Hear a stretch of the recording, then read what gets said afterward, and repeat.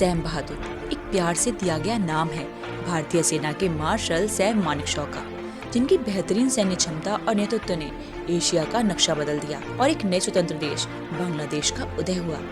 आइए जानते हैं भारत के पहले फील्ड मार्शल सैम बहादुर के बारे में। सैम मानेकशॉ का जन्म 3 अप्रैल 1914 को अमृतसर पंजाब के एक पारसी परिवार में हुआ था।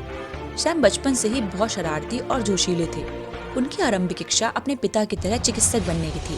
15 वर्ष की उम्र में सैम ने अपने पिता से चिकित्सीय अध्ययन के लिए लंदन भेजने को कहा। सैम के पिता ने छोटी उम्र के कारण उन्हें मना कर दिया।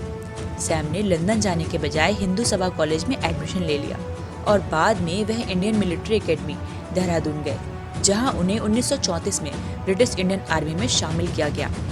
1947 में भारत को स्वतंत्रता मिलने के बाद सैम मानेकशॉ ने भारतीय सेना में सेवा जारी रखी। वर्षों तक उन्होंने सेना के कई महत्वपूर्ण पदों को संभाला, जिससे उनकी नेतृत्व क्षमताओं में गजब की दृढ़ता मिली। 1961 में एक समय ऐसा भी आया जब सेना में राजनीतिक हस्तक्षेप का विरोध करने पर सैम पर राजद्रोह लगाकर जांच बैठा दी गई, जिस कारण मानेकशॉ भारत चीन युद्ध में भी शामिल नहीं हो सके। मानेकशॉ सेवा से बर्खास्त किए जाने के करीब पहुंच गए थे, लेकिन ईमानदारी की मिसाल माने जाने वाले जनरल दौलत सिंह की अध्यक्षता वाली अदालत ने मानेकशॉ को बरी कर दिया। इसके बाद मानेकशॉ को चतुर्थ कोर का जनरल कमांडिंग ऑफिसर नियुक्त किया गया।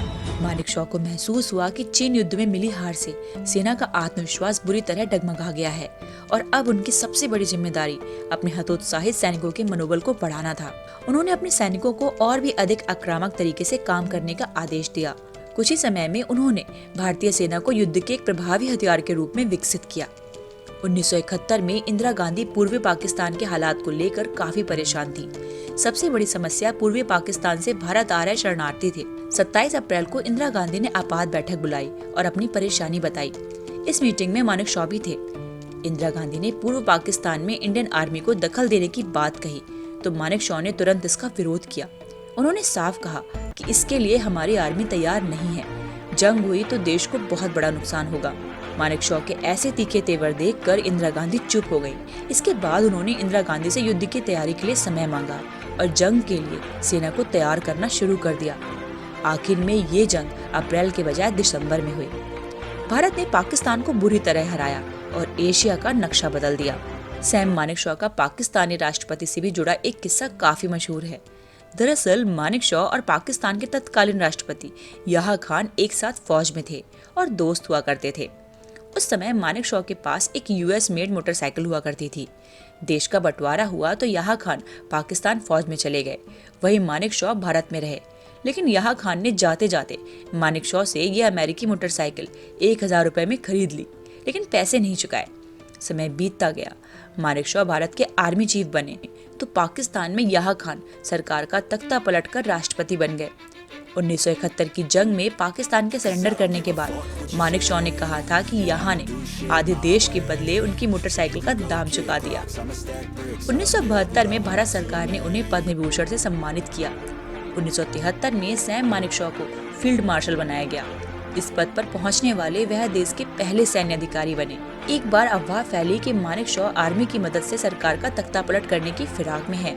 तब इंदिरा गांधी ने मानेकशॉ को मीटिंग में बुलाकर इस बारे में सवाल किए तो आर्मी चीफ ने कड़क अंदाज में कहा, मेरी और आपकी नाक दोनों बहुत लंबी हैं, मगर मैं दूसरे के काम में अपनी नाक नहीं अड़ाता, इसलिए आप भी मेरे काम में अपनी नाक न डालें।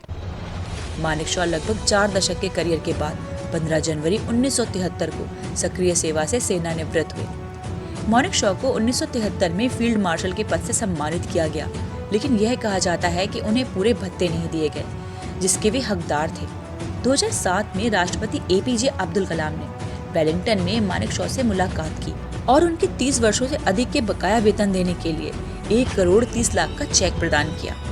27 जून 2008 की सुबह 12:30 बजे तमिलनाडु के वेलिंगटन के सैन्य अस्पताल में मानेकशॉ ने आखिरी सांस ली। उन्हें ऊटी में पारसी कब्रिस्तान में उनकी पत्नी के कब्र के बगल में सैन्य सम्मान के साथ दफनाया गया। कहा जाता है कि उनके अंतिम संस्कार में वीआईपी प्रतिनिधित्व का अभाव था। कोई राष्ट्रीय शोक घोषित नहीं किया गया, जो कि प्रोटोकॉल का उल्लंघन भले ही न हो, लेकिन राष्ट्रीय महत्व के नेता के लिए प्रथा का उल्लंघन अवश्य था।